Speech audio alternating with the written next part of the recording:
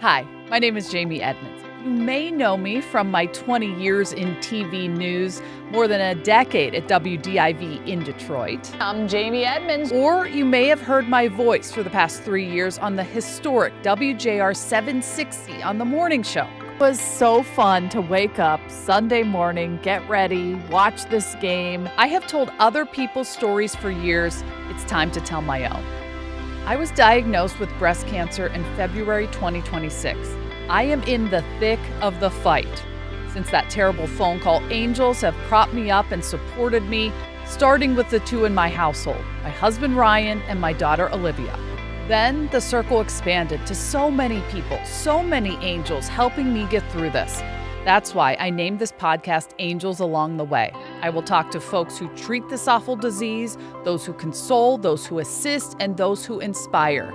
I hope this helps anyone and everyone on a similar path. Well, she is my good friend. She is my daughter's godmother, and she has been a great support to me through all of this cancer journey for months and months and months now. And I think all of you need to know who she is. She is Jacqueline Thompson. Hey, girl. Hey, girl.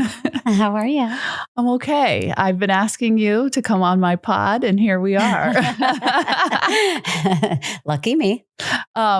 First, let's tell the people how we met, because it's a funny story. It is. We have Shannon Hogan to thank for that. She, if you know, in the Detroit area, she was on Fox Sports Detroit for a long time. And she wanted us to get together, but the moment didn't happen until we were up north.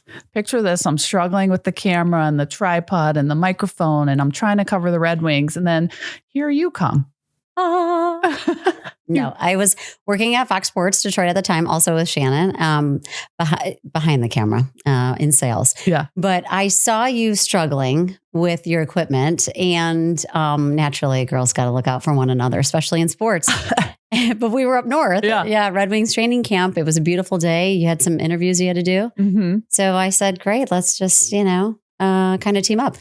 Yeah. You rolled the window down and you're like, do you need some help? And I'm like, I sure do. And you popped your trunk. All the equipment went in the trunk. And from there, you got to stick together. Friends. Yeah, that's it. That's how we met. Kenny Holland was involved that weekend. I mean, Jimmy you have Howard. to get resources, so exactly. Fun. That was the start of our friendship. And since then, I think it's blossomed into something really beautiful. And you certainly know who your friends are when you go through something terrible. And when this happened, I knew you would be a great support to me. You walked through the door with first yourself and then a day later, chicken parmesan. Well, I'm 100% Italian, so that's how we like to cope. Yeah. I mean, but it's been great. And I think that there are a lot of things you did that I didn't know were available. Talk about it. You set up a website knowing that a lot of people were going to want to help. And yeah. Well, it's such an overwhelming time for you. And, when I was going through my cancer journey as a child, I really didn't understand as much, but my parents really leaned on the community and their friends. And so I had heard about this website, giveinkind.org, and it's just a great way for people to reach out and support you for everyday needs. Anything from meal delivery, babysitting, play dates with Olivia, errands that you have to run. So that way you can actually just rest and focus on your healing. And so I had heard about it through a friend of mine, Laura, who knew about this, actually used it for a friend of hers. And it's a really convenient way to gather everyone together because inevitably we all want to help. We all want to ask you what we can do for help. And that can be a little bit overwhelming. Yeah. And it was just a lot in the beginning too. Sure. And you said, give them my cell phone number. And you sort of were the intake person, which I really appreciate. It was just so much going on. It was a scary time. And so I really appreciate you. Of course. Another way you supported me, and we're going to get to your cancer journey as well, but I knew you had been through it and with a lot of friends too, is that I called you one time when I was really scared. Someone had said a couple of things that just made me have a lot of anxiety. And I said, I'm afraid, I'm going to die. And you said, you have a team, they know what they're doing, and you completely calmed me down. So you've been a support in so many ways. Well, I'm glad. Where'd that come from though? Because you're so calm on the phone. Because look, I'm making you cry right now, but it felt like on the phone, you weren't going to do that. You were there to help. No, it's interesting. Sometimes people in serious situations, they have a calming mechanism. Yeah, and I do, especially again, for being Italian, because we can get very excited all the time. Yeah. You use your hands a lot. I use my hands a lot. Stop touching the microphone. Yes. What do I do with my hands? But At that time, Jamie, it's just you're processing a lot. Yeah. And I know what that feeling is like. Yeah. And you already knew the answer. You have the best medical team and you have faith in them. You trust them. They've seen your case before. It is routine. It's unfortunate, but they have a plan. Yeah. And so you just needed to be reminded from someone else, that third party that you're going to be okay. You have to put your faith and your trust into your medical team. Yeah. And faith in God too, because we go there too. Absolutely. Yeah. Strong faith, prayer, just the community and your family, your friends, everyone around you in your, ecosystem. Yeah. And another thing that helped were people were sending me socks for coziness and blankets and sweatpants and like just all the things that people had sent. I'm just very grateful for my tribe.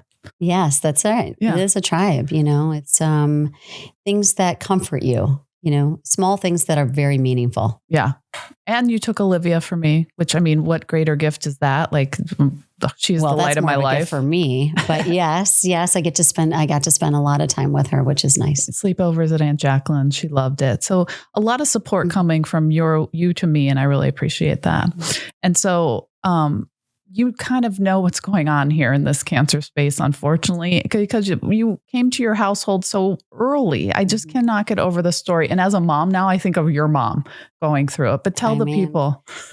Yes, it was a journey. So at the age of 4, I was diagnosed with stage 4 acute lymphocytic leukemia, which at that time in the early 80s did not have a great prognosis in terms of an outcome. Mm-hmm.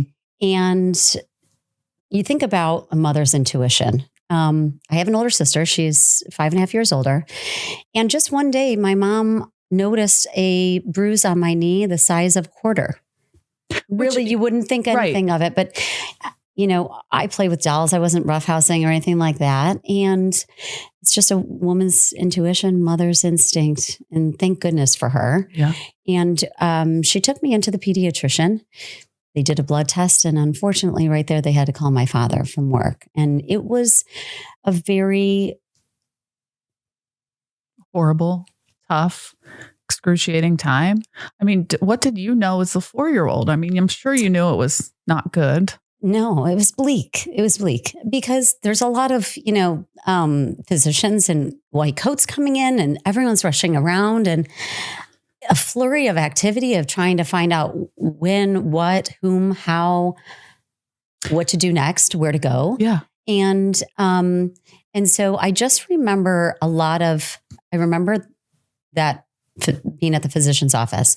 I remember seeing my father and just wondering why are you here? Why are you here from work? And then flash to, going to Beaumont and to, a medical team that had the unfortunate circumstance of delivering really bleak news to my parents about the survival rate. But then what the plan is and that they were not going to give up. And even though things were pointed into a very bad direction, they have a team, they have a plan. Dr. Charles Main, Dr. Emanuela, Lisa Muma, everybody at Beaumont, Orwell, pediatric hematology oncology are real miracle workers, truly. I think about this a lot. Like, at least it's me and it's not my child going through it. And there are parents out there that go through this all the time with their child. Mm-hmm. And so kudos to your parents because they tried to do everything in their power when it came to getting you the best medical team, but making you feel comfortable because this little 4 and 5-year-old lost her hair. Yes, lost my hair, doesn't know what's going on. At that time, also, the protocol was, 6 years of chemotherapy. And 6 years? 6 years. How often are you going? At least a couple times a week. I spent weeks and months at the hospital on the 5th floor at Beaumont. And missed a lot of school. I missed my whole childhood, really. And it's just something that was unfortunate, but it's molded me into who I am today, really. The way that I love life, I appreciate life. I pack a lot into every single day, as you know, but it shaped me for my attitude, the way that I try to help others in the same situation, give back. through philanthropy, not just through the, Beaumont and Corwell and pediatric cancer, but other charity organizations throughout the state. Yeah. And it's going to shape you too. It already is through this amazing journey. I'm so proud that you're doing this, that you're taking your platform and forum to help others. And it will always shape you. And trust me, nothing really is going to get you down anymore. You told me this because it's going to just change your outlook on life. And I think it already has. I mean, I'm doing the podcast and doing certain things, but like, I am like, look at that beautiful sunset. I stop and appreciate it. More every day. It's been a journey, but I swear I'm grateful despite the tears right now. But thanks for being on this pod and talking to me through this, because it's something. It is something. But look at you. This happened a long time. I'm not going to give your age or how long ago it was. Can you not? No, you're welcome. But it's still shaping you. You still get teared up about it. It is. It's a very, actually, up until the last, I would say 8 years, I never talked about it because maybe it's a little PTSD. My family and I have been giving back to Beaumont since I was a patient, and through books and through donations, but also things for these young patients and their families. And that's fine. But it was only really recently that I was able to talk about it. When we first met, you weren't really talking about it. No, I really wasn't. And obviously my family and my husband, everybody knows and things like that, how it shapes me and shaped me. But it really is up until recently when I really wanted to put forth my story about what it was like and the blessings I have for my family, my faith, my community, my classmates, the nurses, the physicians, they grow to be a family. It's a unit. And I'm proud of that story now because I am who I am. And this is why I live the way I do. Yeah. And I have a zest for life. I really do. You know that. You do. You pack it in. I do. I love it. I love life. I do. Tell the story at the end now. So you get through the end and prognosis and they give you the green light. And so fast forward 6 years of intensive chemotherapy and bone marrow aspirations, unfortunately. There came a time, February 27th, that my blood work came back and I didn't need treatment anymore. Oh my gosh. And so do you celebrate February 27th? It is my second birthday. Yes. Because you celebrate your birthday for a month. So it is going on at least a quarter. Yes. All fourth quarter for my original birthday. But, it is, it's another celebration. You'll have the same. We didn't have a bell when I was going through, I couldn't ring anything. Yeah. But we were all there celebrating together with that news. And through a period of time after that, you go through long-term health, follow-ups and of course, and there are things that I have to limit and, try to be mindful of. And then you live and you pray and you thank everyone. Yeah. I have just this enormous amount of gratitude to my parents and my sister and my family, extended family, friends, like I said, classmates, everyone in our community that really reached out and they really wrapped their arms around you and help. Yeah. And so I hope that you got a similar experience with all of your friends and family. I have a wonderful experience. I think about it all the time, about how these people just rose up, helped my daughter, helped my husband. My dad drove here 57 times so far since Pittsburgh, from Pittsburgh, and my in-laws, all the things they've done, and my sisters, and I just feel so loved. And someone, I think it was Vina, one of the podcasts earlier, she was like, you don't always get to feel how loved you are, and this is one other beautiful part of this cancer journey is people show you how much you are loved. And I do feel that way. So there's that. So there's that. And from complete strangers that are going through a very similar journey or know someone that's going through it that just want to share. And so again, I'm proud of you for doing this. Thank you. I've come a long way from those dark times when I didn't want to talk about it to now talking about it more and more. So you grow up, you become an adult, you go to Michigan. I'm sure you want to mention that. Let's go Blue. Yep.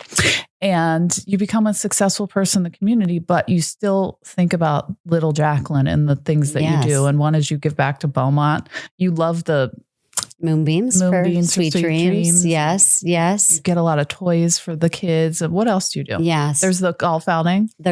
So I am on the volunteer board with Corwell Health and Mark Wahlberg and Feldman Automotive every year, really giving back to Children's Miracle Network. And there's a lot of things I do just because my family and I have been there. Yeah. Every time I go to Moonbeams, I tear up. I mean, if you haven't been and you're in the Detroit area, you need to go to Moonbeams for Sweet Dreams, because the kids look out the window and we look at them with our flashlights or whatever we bring, and the fire department's there. And it's the most beautiful thing you can go to around the Christmas season. It really is, because it's so isolating being there. I know, spending holidays there, especially Christmas, that this is such an easy way for the community to get together, to flash their phones or flashlights for 8 minutes, because they do have a bedtime. They have to go to bed. Just to let them know that we're thinking of them and that we love them. Yeah. And so it's a really easy way to do. But I look up at that 5th floor and it rushes back. I'm sure, because you were there. You were the kid looking out.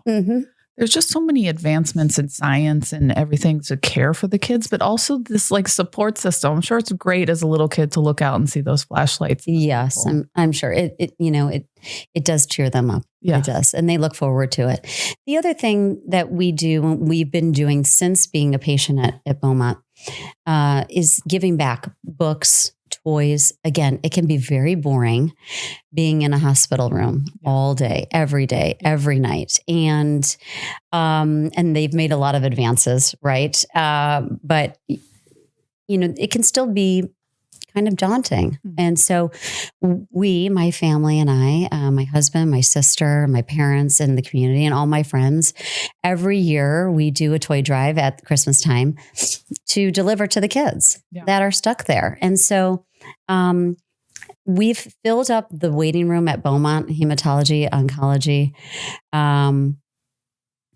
3 times over. Yeah. And that's just such a wonderful feeling, calling on even my old grade school, Holy Family in Rochester Hills. Yeah. My high school, Marion, as Brother Rice. Like, there's schools now that are participating, and it's kind of, it's so wonderful and heartwarming to see that it's going down to the next generation with my, nephews, et cetera. And one thing you make note of when we do this every year is that there are teenagers in there too who don't need the baby toys. And sometimes maybe they get forgotten and they need some things too. They do. That's why we do a lot of gift cards for them as well.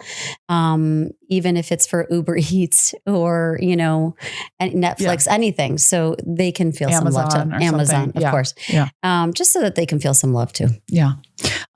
Another thing you did for me was we talk about going out on the golf course. We love golfing. Love it. Jacqueline's really good at golf. I'm average. Stop it. But just some things you could do supporting a friend is, we went to the mall. We did. We mall walked. That was great. That's like my mothership. I love Somerset. I feel like we're going to do that. But it was just like something to put on the calendar, because it's felt a little bit like COVID where there's nothing on the calendar. Right. But creating events for your friend, if you're supporting a friend. Sure. We mall walked, driving a golf cart, things that can be done. Sure. Day trips, around town. Just you something. And our friend Shelly, we went to brunch. You can brunch. Yes. Yeah. Yes. You can brunch. Just small things that, to get you out of the house, to distract you a little bit. Yeah. You can do, again, just be mindful of time for you to rest. Yeah. But, it's just creating, different ideas. Yeah. Another time you were with me was that first time I walked in the wig shop. Yeah. I said, I have to go get a wig. And you're like, when and where? I will be there. I will be there. And so we went to Susan and Antonino, and I didn't know what to expect. There were a lot of tears that day too, because I just could not get over that I was going to lose my hair. It's tough to think about when you first get diagnosed.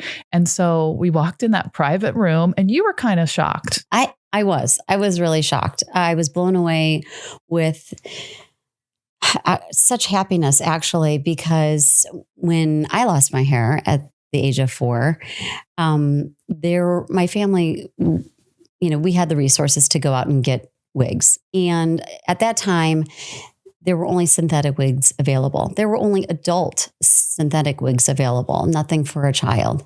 And all you want to do is feel normal. Right. You want to get your self-identity back. You want some confidence. It's a very scary time. And so when I walked in, I was blown away by the beautiful custom artistic wigs that really make you feel like that is your hair. It's real hair. Mm-hmm. It's highlighted, low lighted. It's cut to the specification. You could crimp if you so desire. If you just so desire. Yeah.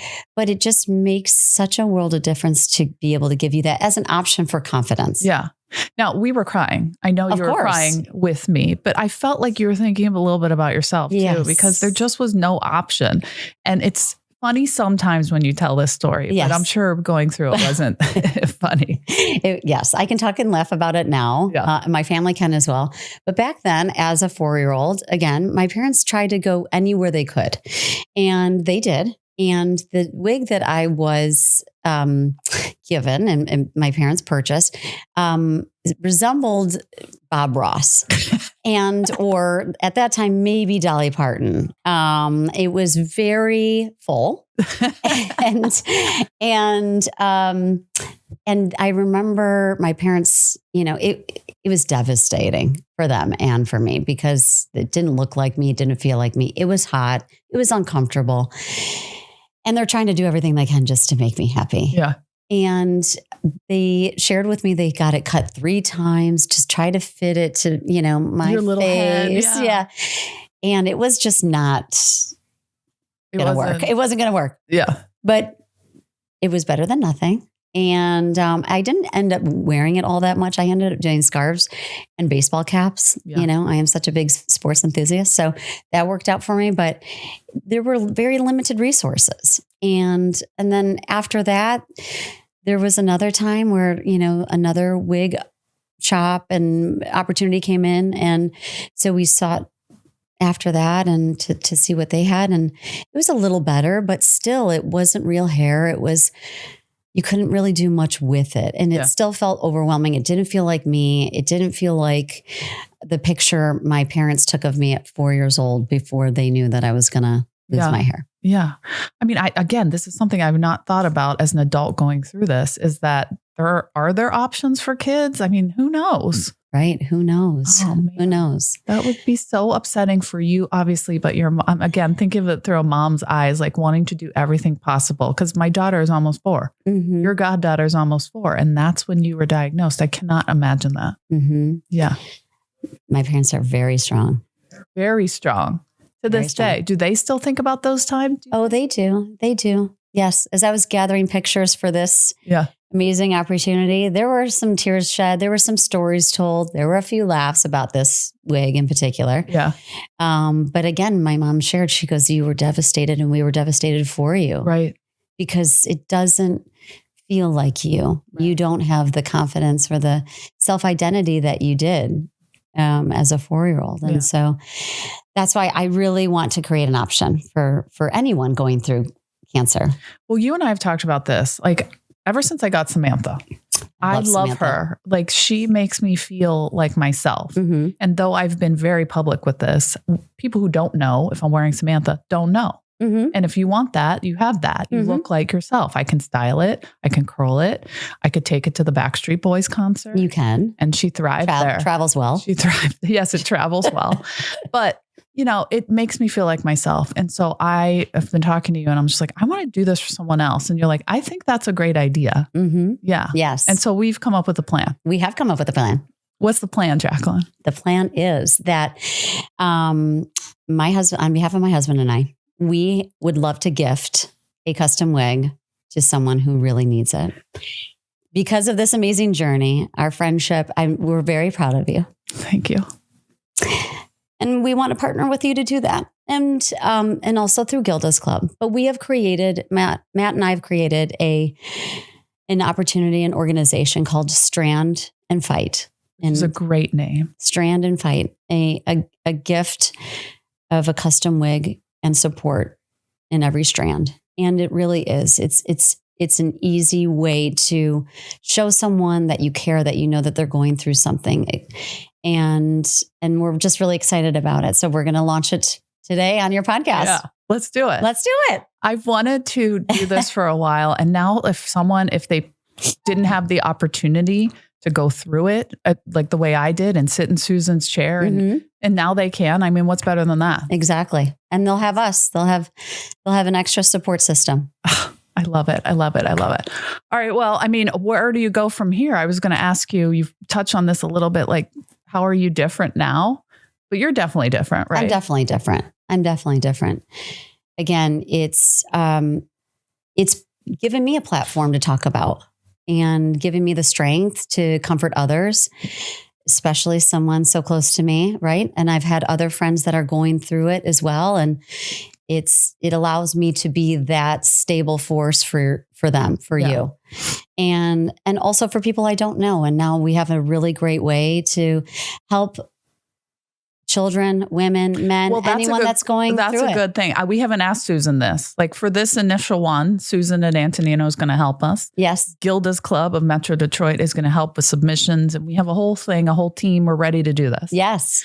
But maybe down the line, there are ways to support children because you had that experience that there wasn't a wig. Absolutely. I mean, I don't know, but maybe we could do that. We will find it. Maybe a man needs a wig. That's what we said. Yes. Anyone that is impacted by cancer and have lost their hair, we are able to help them. We at Strand and Fight, but also through you, through Gilda's Club, through the community.